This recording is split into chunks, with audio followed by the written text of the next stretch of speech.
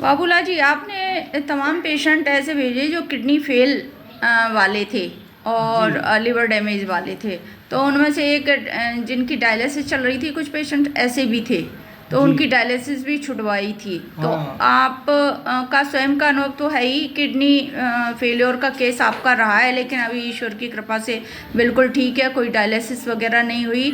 और जिनकी डायलिसिस चल रही थी उनकी भी डायलिसिस मैंने छुड़वाई है। तो आप अपने अनुभव से ऐसे पेशेंट्स के लिए क्या कहना चाहोगे? मैं ऐसे पेशेंट के लिए ये कहना चाहूँगा कि जो भी व्यक्ति डायलिसिस पे है वो आयुर्वेद की शरण में आए और आयुर्वेद की दवाई ले।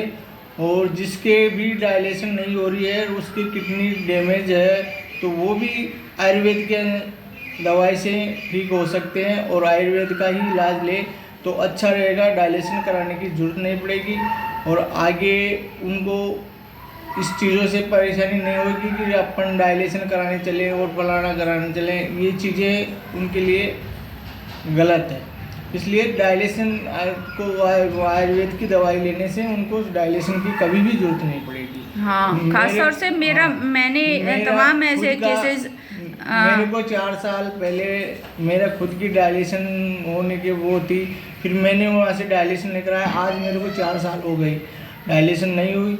और डायलिसिस दवाई आपने किससे ली थी?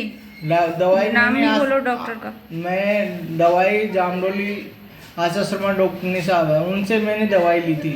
और आयुर्वेद के अंदर उन्होंने बहुत ही अनुभव है, इसलिए उन्होंने मेरे को बिल्कुल डॉक्टरों ने ऐसे कह दिया था कि 24 घंटों में ख़त्म हो जाएगा, डायलिसिस नहीं कराएगा। तो उसके बावजूद भी मैंने ना जो हिम्मत बांध के और आयुर्वेद की दवाई ली, तो मेरे आज डायलिसिस भी नहीं हो रही है और कुछ भी नहीं है। मैं अच्छी तरह स्वस्थ हूँ और मेरे बाल बच्चों के पास में अच्छी तरह रह रहा हूँ, अच्छी तरह काम कर रहा हूँ, जैसे पहले करता था वैसे काम करता हूँ, सब कुछ करता हूँ।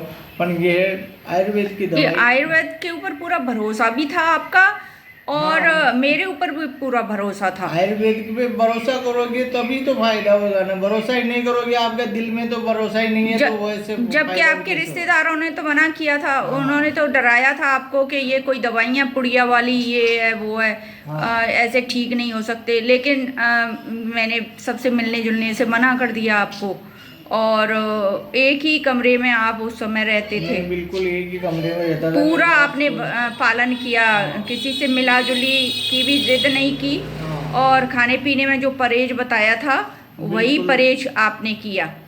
और जो खाना पच नहीं रहा था 5वें दिन तो मैंने आपको इसका जो लौकी का हलवा खिलवा दिया था। लौकी का हलवा भी खिलवा दिया था, लौकी का जूस पीने चालू कर दिया था मैंने।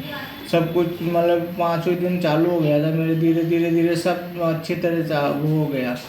और मेरे को 5वें दिन तो बहुत बढ़िया आराम मिला था आयुर्वेद से।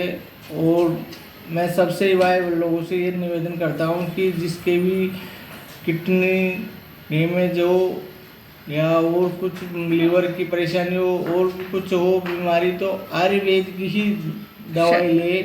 आयुर्वेद की शरण में आके आप सुरक्षित बन सकते हैं। आयुर्वेद की शरण में आ जाओगे तो सुरक्षित रहोगे।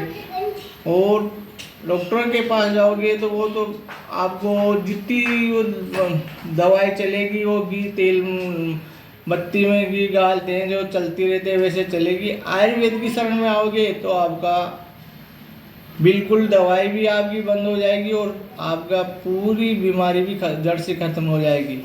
मैं तो यही निवेदन करता हूँ भाई लोगों से कि आप आयुर्वेद की ही दवाई लेने की।